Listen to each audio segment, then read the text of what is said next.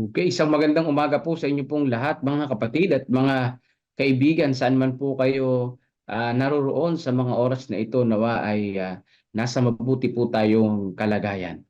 Ngayon po ay sa liwanag ng krus ang ating pong pag-aaralan, February 15, sa mga makalangit na dako. Tayo po ay manalangin, mga kapatid, sa ating pagsimula.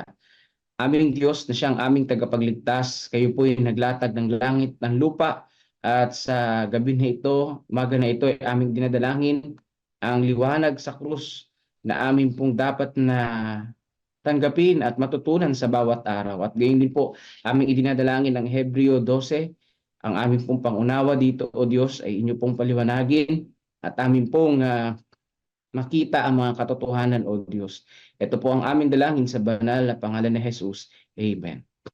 Sabi po dito sa Hebreo 12 verse 2, pagmasdan natin si Jesus na siyang nagtatag at nagpasakdal ng ating pananampalataya, na dahil sa kagalakang inilagay sa kanyang harapan, ay tiniis niya ang krus, hindi inalintana ang kahihiyan, at siya'y umupo sa kanan ng trono ng Diyos.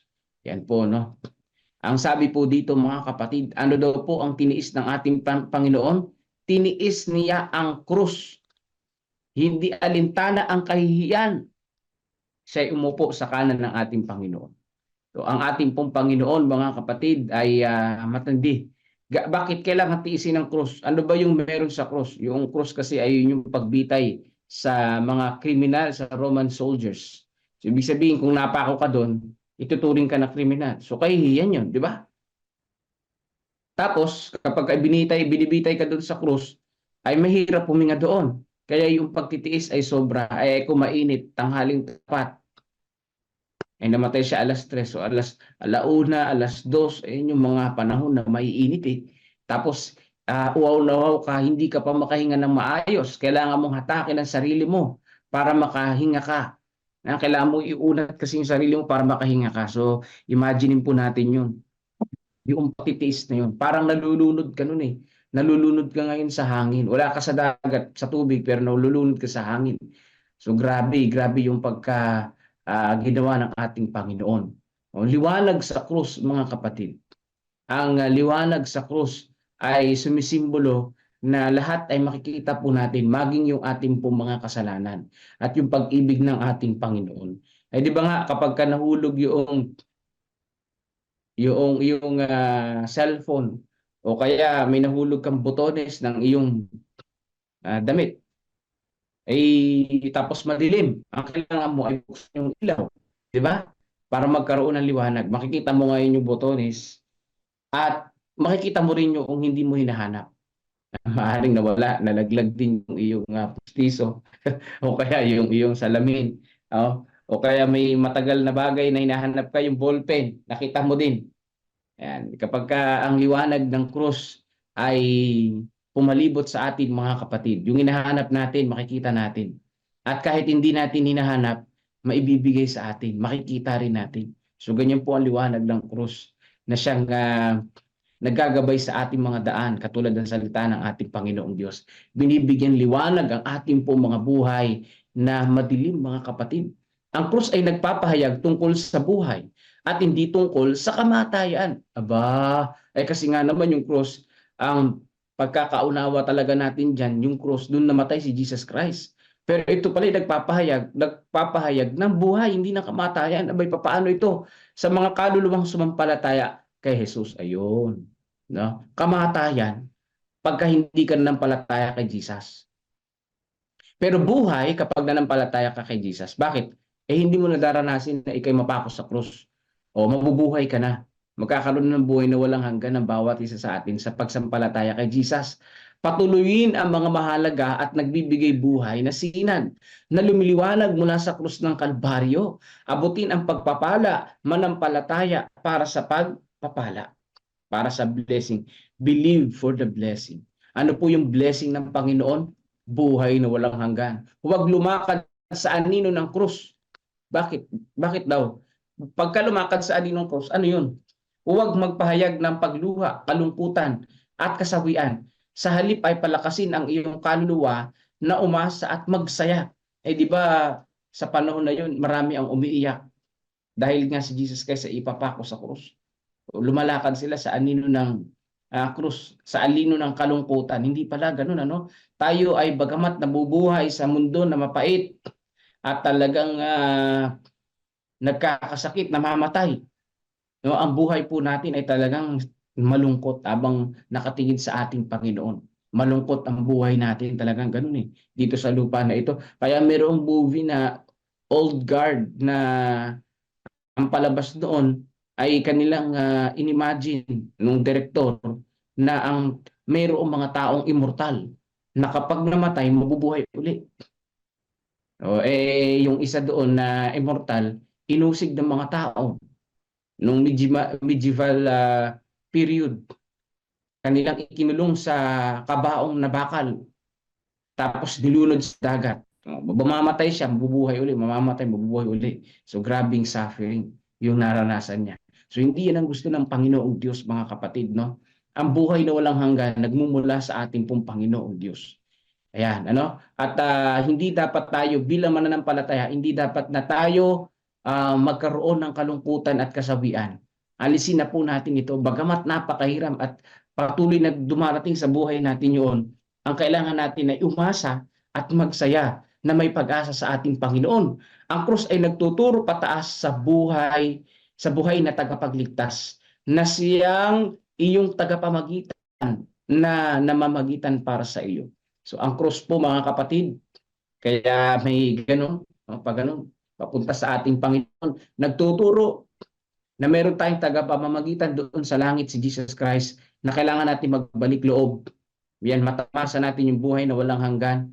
At yung mga namatay nga natin na mahal sa buhay ay ating makita sa ikalawang pagdating ni Jesus Christ. Ang maghintay lang tayo, mga kapatid, sa banal na kasulatan, maraming mga tao ang mga naghintay di ba? Dapat tayo rin ay magkaroon ng pagtitiyaga na mag-wait. Kapag labis kang nadidiliman, ito ay dahil lumaharang si Satanas sa pagitan mo at ng maliwanag na sinag ng araw ng katuwiran. Yan. Ano daw po, pag madilim yung buhay natin, si Satanas yung nakaharang. Hindi ang ating Panginoon. Dahil ang Panginoon ang liwanag. So ang Panginoong Diyos, hindi siya yung nagbibigay ng mga suliranin, pagsubok sa buhay natin, kundi pinahihintulot niya na mangyari yun para tumatag yung pananampalataya natin. Pero hindi niya yung kagustuhan. Na habang nandito tayo sa lupa, gunang-gugulo si Satanas. Siya yung Satanas na yan. Yan yung nagbibigay ng mga kapigatian sa buhay po natin. Pero sabi pangako ng Panginoon na pahihintulutan niya yung mga bagay na kaya natin. At totoong dati tumitigil ako sa ilalim ng anino ng krus. Hindi karaniwang bagay para sa akin ang magapi at lubos na magdusa sa pananamlay ng Espiritu kagaya ng pinagdaanan ko ng mga nakaraang buwan. Ito'y sinasabi na ni Mrs. White na talagang minsan talaga buhay pananampalataya. Nandun tayo sa anino ng krus, nandun tayo sa kalungkutan, nandun tayo sa pananamlay dahil sa mga naranasan natin sa ating pong buhay. Pero bumangon tayo, mga kapatid, may pag-asa sa ating pong Panginoon.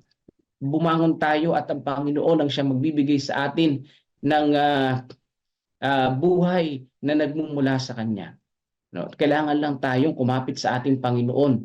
Sabi dito, hindi ako matatagpo ang nagpapawalang halaga sa sarili kong kaluluwa at sa gayoy, nagpapawalang halaga rin sa aking tagapagligtas. Hindi ko ituturo na bumangon si Jesus mula sa libingan at sa gayon ay umakyat sa langit at nabubuhay para mamagitan sa Ama at sa atin. Ayan po, mga kapatid. Sino daw po yung mga nasa ilalim ng anino ng krus? Sila yung mga hindi nagpapahalaga sa buhay nila. Sila yung mga hindi nagtuturo na mayroong tagapagligtas. Sila yung mga hindi nagtuturo na si Jesus ay muling nabuhay at umakyat sa langit at namamagitan para sa atin. In short, mga kapatid, yung mga nasa anino ng krus, hindi nangangaral, hindi nagbabahagi ng mabuting balita. Ang tunay na nasa liwanag ng krus, mga kapatid, ay yung may pag-asa, yung binibahagi yung mabuting balita. Kapag nasa ilalim ka pala ng krus, ikaw yung taong laging nasa kulungan ng kalungkutan dahil sa pagkakasakit, kabiguan at kamatayan. at hindi ka nangunguna para mangaral. Ayun pala yun, ano? Kapag nasa ilalim ka ng krus. Pero pag nasa liwanag ng krus, mga kapatid, ramdam mo yung pag-asa na bagamat may bigat ng buhay, may bigat ng suliranin, nasa bingit tayo ng kamatayan dahil sa pagkakasakit, masaya tayo at nagagalak dahil ang Panginoon ay muling babalik para po sa atin. O, parang yung mga disciples, iniisip nila kapag namatay sila, para lang natulog ng saglit, mabilis lang yun, pagkagising mo ay pagdating na ni Jesus. Di ba kapag natulog ka ng, may mga iba natutulog ng alas 7 ng gabi, o yung iba alas 10 pa. Biruin mo, magigising ka ng alas 6. Ako, natulog ako mga 9:30, natulog kami ni Mrs. 9:30. O nagising ng alas 5. Biruin mo yung oras na yan na lumipas. Pagkagising mo parang, saglit lang pala. Di ba? Parang saglit lang. Ano nangyari? Oh. Pero kapag gising ka ng mga oras na yan, napakahaba, napakatagal niyan. So yung po mga alagad, yun ang kanilang naisip. Kung sila, persecute sila, mamatay sila, may pag-asa sila sa Panginoon kasi alam nila na pagkabuhay nila, buhay na walang hanggan naman na yung susunod. So yun yung mga taong nasa liwanag ng krus at hindi nasa anino. Kaya asamin natin mga kapatid, nandun tayo tumapak. Sa lugar na kung saan nandun yung liwanag ng krus.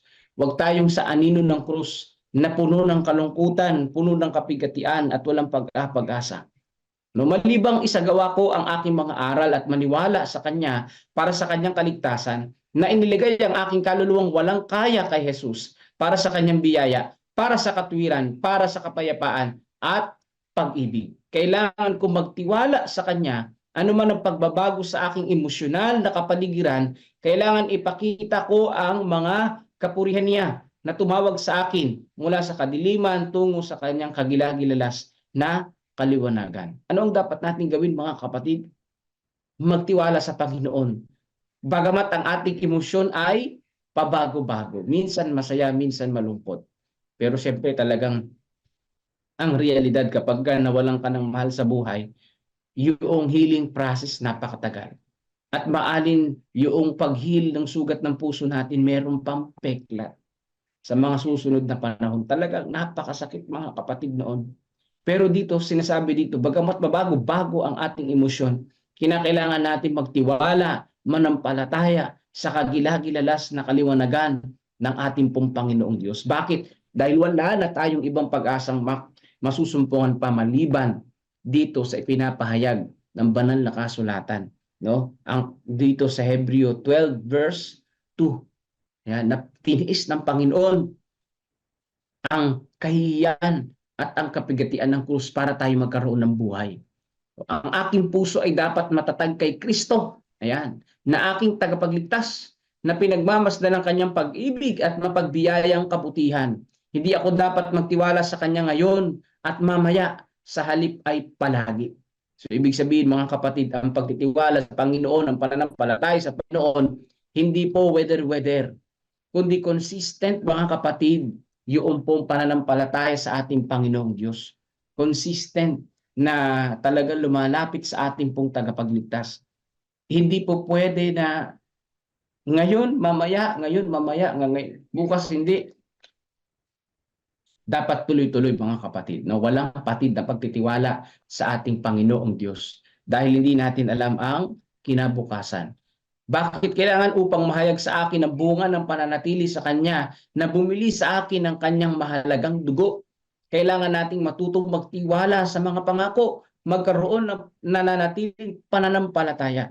Ayan ang word mga kapatid, nananatiling pananampalataya sa emosyong pabago-bago. Di ba? Sa pag-iisip na pabago-bago na meron tayo. Ano ba yung ating emosyon? Ang ating emosyon, ang pagbabago ng ating emosyon nakabase sa kung ano ang meron tayong nararanasan sa panahon natin ngayon. Kung ano ang nakikita nating sitwasyon, yun yung ating emosyon. Pero sabi po dito, nakakarating sa akin na yung ating emosyon, bagamat pabago-bago, yung ating pananampalataya dapat manatili. Kasi talagang wala na tayong magagawa sa emosyon natin, damdamin natin talaga. Hindi naman tayong pusong bato, di ba? Tayo ay talagang tao na may emosyon talaga. Pero bagamat mabago-bago yung emosyon natin, manatili tayong nananampalataya sa ating Panginoon. Mamuhay tayo sa kaliwanagan ng krus ng Kalbaryo. Huwag na tayong manatili pa sa anino na inirereklamo ang ating mga kalungkutan sapagkat nagpapalalim lamang ito ng ating kaguluhan. Ayan. Huwag na tayong manatili sa anino na mayroong pagrereklamo. Yung kalungkutan natin. Panginoon, bakit nangyari sa amin to? Bakit naranasan namin ito? Sa dami ng mga tao na dapat makaranas ito, kami pa. Yun ang malungkot na katanungan, di ba? Yun ang ibig sabihin na nasa ilalim ka ng krus, na nagrereklamo sa iyong emosyon na nagbago. Nagrereklamo sa kalungkutan na meron tayo. Well, hindi naman natin masisi ang ating sarili. Hindi naman natin masisi ang bawat isa. Talagang malungkot. Talaga naman talagang nakakawala ng pag-asa ang mga nangyayari sa buhay natin, di ba? Na pinagsikapan nating i-build, pinagsikapan nating maging masaya. Pero mga kapatid, ang tunay na satisfaction nga, ang tunay na kaligayahan nga ay sa ating pong Panginoon. Na tayo ay dapat na mamuhay, sabi dito, mamuhay tayo sa kaliwanagan ng krus ng Kalbaryo. Hindi natin dapat kalimutan, ang sabi dito, hindi natin dapat kalimutan kahit tayo ay naglalakad sa mga lambak na si Kristo ay kasama natin kapag lumalakad tayo doon, nakatulad din kapag nasa tuktok tayo ng bundok. Sa mga panahon na tayo lumalakad sa lambak ng buhay, maraming pinagdaraanan, isipin natin kasama natin ang ating Panginoon. Hindi niya tayo iniiwanan, mga kapatid. Tayo ay lumalakad kasama ang ating pong Panginoon hanggang makarating doon sa tuktok ng bundok na yon, na napakasarap ng simoy ng hangin. Alam mo na kapag nandun ka na sa tuktok ng bundok, yung pong pinagpaguran mong paglalakad, pag-akyat, mawawala lahat yun. Hindi mo na iisipin lahat yun. Mabubura lahat yun dahil sa ganda ng tanawin at napakaganda ng tuktok ng bundok. So ganun din, mga kapatid, sa lupa na ito, habang tayo ay naghihintay sa pagdating ni Jesus at makarating sa langit na bayan, talagang mararanasan natin yung dami ng pagsubok, dami ng suliranin, dami ng kalungkutan. Pero alam nyo, kapag nandun na sa langit, katulad doon sa mountain top, na iniisip ko, hindi pa naman din ako nakapunta ron, iniisip ko na kapag nandun na tayo, mga kapatid ko, yung lahat ng pinagdaanan natin dito, mabuburang lahat yan, maaalis lahat yan, sa ganda ng langit na nandoon ang ating Panginoong Diyos. Makakalimutan natin lahat yan. Kaya totoo yung sinasabi doon sa Apocalypse 21 verse 4, nang sabi ng Panginoon doon ay papawiin niya ang bawat luha sa ating pong mga mata. Yan. May isang araw na darating na papawiin niya ang mga luha ng ating pong mga mata. Ang kalungkutan ay hindi naman mamalagi. Ang kamatayan ay mawawala na, mga kapatid. Kaya sinasabi dito sa 12:2 ng Hebreo ng ating pong Panginoon, sabi dito, pagmasdan natin si Jesus na siyang nagtatag at nagpasakdal ng ating pananampalataya. Sino daw po ang nagpatatag at nagpasakdal ng pananampalataya natin? Si Jesus. Na dahil sa kagalakang inilagay sa kanya sa kanyang harapan ay tiniis niya ang krus. Hindi inalintana ang kahihiyan at siya ay umupo sa kanan ng trono ng ating pong Panginoong Diyos. Siya po ang ating pag-asa, mga kapatid. Kung tayo ay may pag-asa sa ating Panginoon, halina't mangaral at mag-create tayo ng mga care groups. Invite natin yung ating mga friends dahil sa Panginoon ay may matinding kagalakan, may matinding pag-asa na nagmumula sa Kanya. Pagpalain tayo ng ating pong tagapagligtas, mga kapatid, sa umaga po na ito. Yan po ang mga makalangit na dako. Kung kayo po may mga reflection dyan, i-type nyo lang dyan at babasahin po yan ng ating pong kapatid na si Brother Melvin. Ngayon po ay tayo ay mananalangin sa pangunguna ni Brother Villasano at pagbago yun ay ating po mapapakinggan ng awit papuri sa ating pong Panginoong Diyos. O ngayon ay ating idalangin, mga kapatid, yung nagaganap na pangangaral dyan sa Manila. Ayan, hanggang 16 yun, hanggang 17 kay Pastor Venden dyan po sa PICC. Nawa marami ang ma-revive ng mga kapatid, marami ang mga tao na tumanggap sa ating pong Panginoon.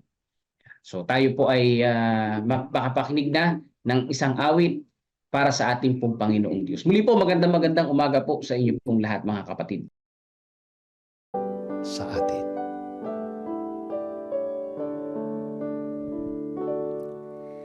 Kaibigan ko, pakinggan mo, panawagan para sa'yo ang buhay.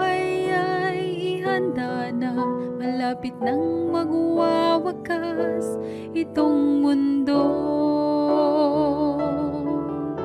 Sa krus ng Kalbaryo, siya'y nagkadipa, nag-aantay kung kailan ka lalapit sa Kanya. Mga sugat na kay hapdi, Kaniyang tiniis, upang kamtan mo ang kaligtasan mo. Sa langit at lupa ay ating makikita mga palatandaan na malapit nang magwawakas itong mundo. Sa krus ng Kalbaryo, siya'y nagkadipa, nag-aantay kung kailan ka lalapit sa Kanya. Mga sugat na kay hapdi, Kaniyang tiniis, upang kamtan mo ang kaligtasan mo. Magpasya ka ngayon habang may panahon. Alinlang ay pawiin na, baka ang pintuan ay biglang magsara. Sa krus ng Kalbaryo, siya'y nagkadipa, nag-aantay kung kailan ka lalapit sa Kanya. Mga sugat na kay hapdi, Kaniyang tiniis, upang kamtan mo ang kaligtasan mo. Sa krus ng Kalbaryo, siya'y nagkadipa, nag-aantay kung kailan ka lalapit sa Kanya. Mga sugat na kay hapdi, Kaniyang tiniis, upang kamtan mo ang kaligtasan mo. Mga sugat na kay hapdi, Kaniyang tiniis, upang kamtan mo ang kaligtasan mo. Upang kamtan mo ang kaligtasan mo.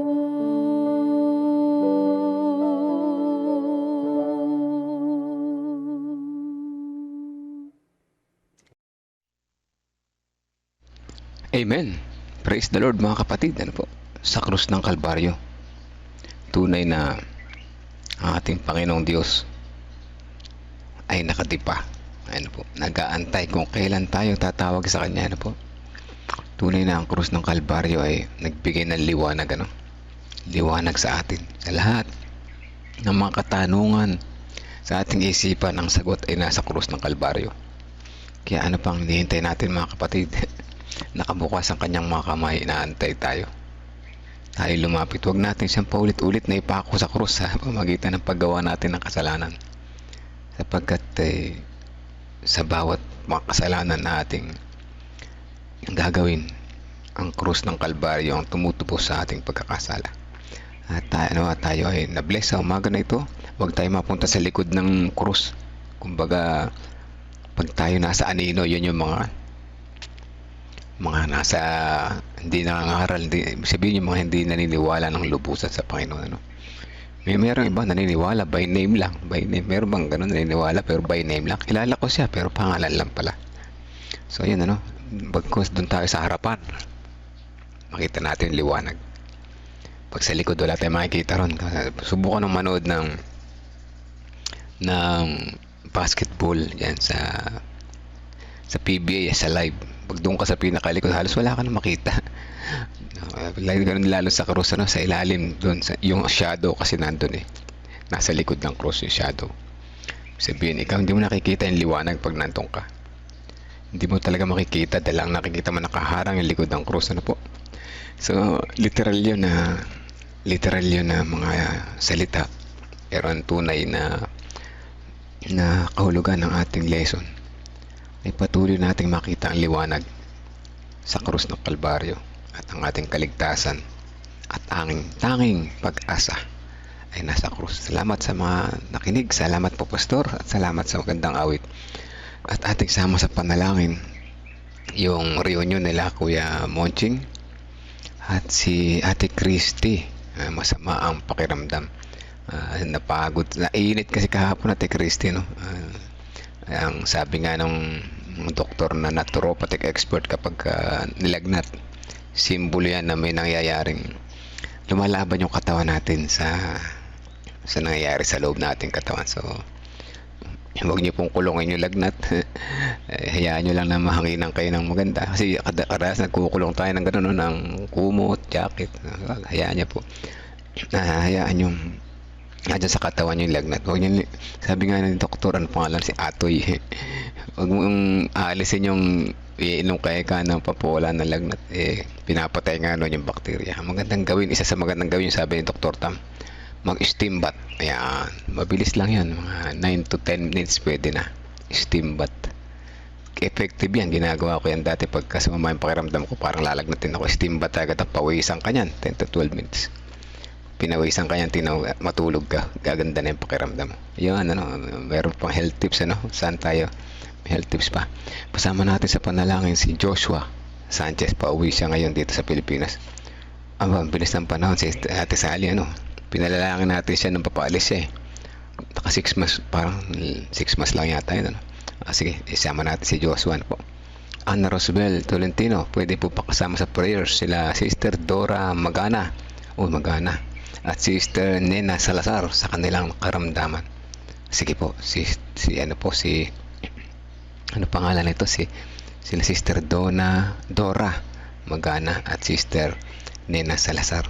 Sige po, Sister Dora at Sister Nena, sama namin kayo sa panalangin. At kung kayo nariyan, ay purihin ang Panginoon at nariyan kayo. Kung wala naman kayo riyan, sana one day makasama namin kayo dito sa devotional, po. Sige po.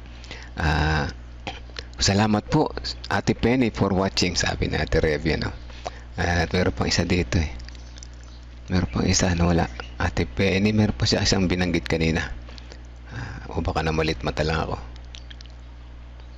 Ayun, good morning, Maggie. Thanks for watching, Sister Maggie. Good morning po sa inyo.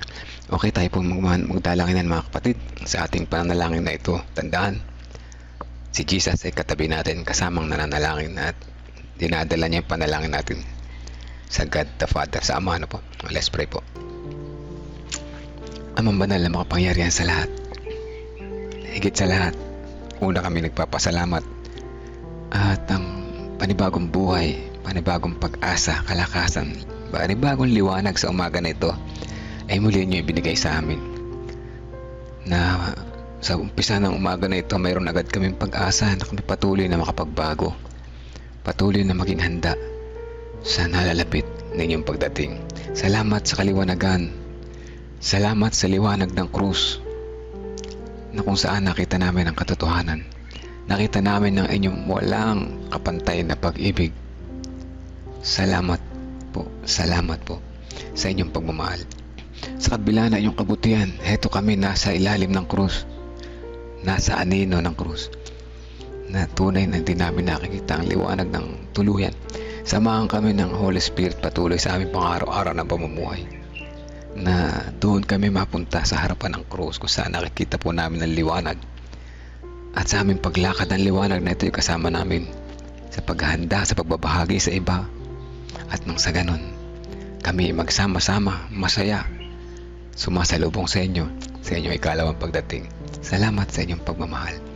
Sa pagpapatuloy na po namin isama sa panalangin, unang-unang prayer request ng mga kapatiran.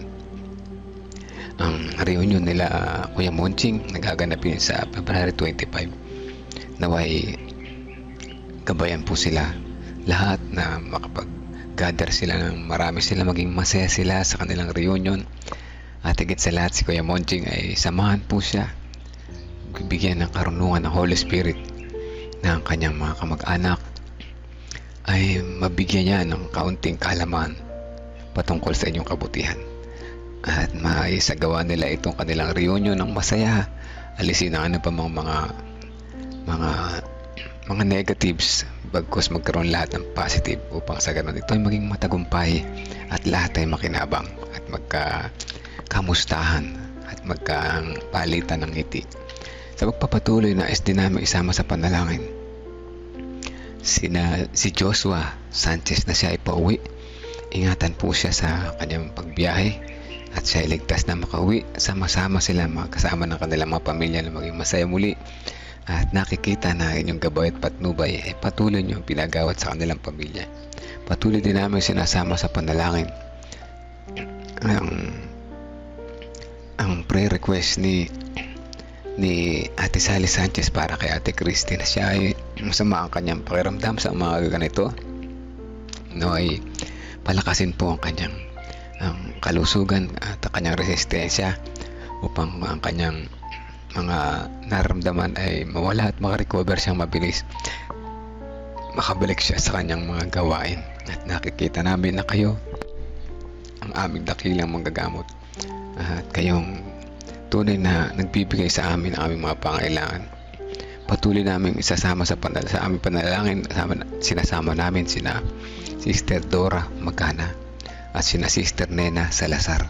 Sila sa mga panahon kasalukuyan mayroon silang karamdamang pangkalusugan at kung ano man ang kanilang kalagayan sa mga oras na ito, nais namin silang ilapit po sa inyo. Sila po ay inyong hipuin na inyong pagpagaling na kamay. Ang kanilang karamdaman ay mawala, di lamang pangkaramdaman pangkalusugan at pampisikal, at lalong higit ang kanilang karamdaman pang espiritual ay mapagaling din. Makilala po niya kayo, dakilang Diyos na aming tagapagligtas, na ang tanging mapagmahal na Diyos na walang hanggan ng pagmamahal na nagbibigay sa amin ng mga pangailangan. Naway maramdaman ng pamilya na ito ang kagalingan na nagmumula sa inyo at sila sa ibabaw sa harapan ng krus ng Kalbaryo makita nila ang liwanag at maibahagi din naman ito sa kanilang mga mahal sa buhay. Patuloy din namin sinasama sa panalangin ang iba pang mga kapatiran na nakikinig ngayon. Patuloy naman kaming samahan sa buong maghapon. Sa lahat ng aming mga gagawin, kami po ay ingatan. Sa aming pagtatrabaho, kami po ay ingatan. Malayo sa anumang kapahamakan. Ngayon din naman ang mga nagtatravel, mga anak namin na nag-aaral, at ngayon din ang iba pang mga kapatiran. Tinadalangin din po namin si Pastor Nelvin bilang aming isang masipag na district pastor. Ingatan din po siya sa kanyang pang-araw-araw na pagtatravel, paggawa, kasama ng kanyang pinakamamahal. May bahay si Ma'am Karin. Ingatan po ang kanilang kalusugan. Bigyan sila patuloy araw-araw ng lakas para kanilang ma-sustain ang kanilang mga gawain. At ang lahat ay makinabang ng inyong mga biyaya na binibigay sa amin. Sa pagpapatuloy na namin isama sa panalangin ng pangangaral dyan sa Manila, sa PICC, sa pangungunan ni Pastor Benden na siya nawa ay patuloy na bigyan ng karunungan na nagmumula sa inyo. Naway maraming mamakinabang sa mga pangangaral na ito at marami tumanggap, makilala kayo, makita ang inyong kabutihan, pagmamahal, tumanggap bilang personal at tagapagligtas. Kasama din namin patuloy sa panalangin ang mga pamilya na narito ngayon at ang iba pang pamilya na nakikinig sa background at makikinig mamaya sa replay. Kasama namin si Ana Rosbel Tolentino. Good health ang dalangin namin para sa kanya kung ano man ang status ng kanyang kalusugan. Sa oras na ito, amin po ito nilalapit sa inyo. Siya po ay ipagkaloob sa kanya ang the best para sa kanila, ganoon din sa kanyang buong pamilya. Good health din ang aming dalangin sa mga anak ni na Medin Peligro Cotaw na sina Hara and Cory. Kasama na rin si Ate Milen at ang kanyang mga anak, kanyang mga apo. Ay patuloy nawang makita ang inyong kabutihan at magandang kalusugan ang aming dalangin sa mga ito at higit sa lahat, patuloy na matatag na pananampalataya sa inyo pong gabay at patnubay. Kalusugan din ang aming dalangin kina Sister Dang de la Cruz, Sister Rose Cris Encarnado at sa iba pang mga kapatiran na naririto. At kayo din ng mga Bible students ni Ate Flor Erilla, sa pamilya ni Tata Cesar at Heidi De Leon, naway makita nila ang dakilang Diyos na nasa krus ng Kalbaryo, nakabukas ang mga kamay, naghihintay sa kanila na sila ay tanggapin. At naway makasama namin sila sa pagtitiwala, pagtatapat, paglilingkod, at naghihintay sa nalapit ninyong pagdating. Kasama din namin sa pamilya, sa panalangin, ang comfort sa pamilya ng Mike and Martha Mamaril, na sila ay nalulungkot pa rin sa mga panahon na ito. Ay comfort po sila sa pagkawala ng kanilang panganay na anak. Patuloy namin sinasama sa panalangin ang kalakasan at recovery ng ilang mga kapatiran. Kasama namin si Kuya Delphine Cao, si Brother Jose Astrero, si Pastor Alex Rigor, Kuya Bobby, Ate Lorna, Ate Gigi Concepcion, Gregorio Santin, si Tatay Pentong, si Kuya Mike Pablo, Kuya Jerry Borbon, at ang may mga karamdaman. Kasama namin ang anak ni Brother Resty Larete na si Baby Josiah, Sister Janet Salvado, Sister Adel, Tatay Carlito Tomas, si Nanay Fina, si Tatay Rudy Rico Hermoso, kagalingan at patuloy na recovery ang aming dalangin sa kanila at kalakasan ng katawan sa bawat araw. Sama namin si Michael Torreya, si Daniel, si tatay ni Pastor at sa kanyang nanay, Maribel Agustin, si Heidi De Leon, ang pamangkin ni Sister Marites Loreto, si Kuya Arman Reyes, Brother Reynaldo Eusebio, si Ding Bautista, si Pining Eugenio, si John Paul Cheng, si Jinjin, Sister Wendy. Kasama na rin si Sister Percy, Sister Risa Enriquez, Sister Aimee Kilantang, si Ate Grace Samano, Ate Esther Lopez, Brother Benjamin Muntigamboa, si Marilita, si Dayan, si Pichi, na pamangkin ni Sister Nimpa. Patuloy namin sa sinasama sa panalangin na ipagkaloob sa kanya, alisin ang kanyang pain, kanyang nararamdaman.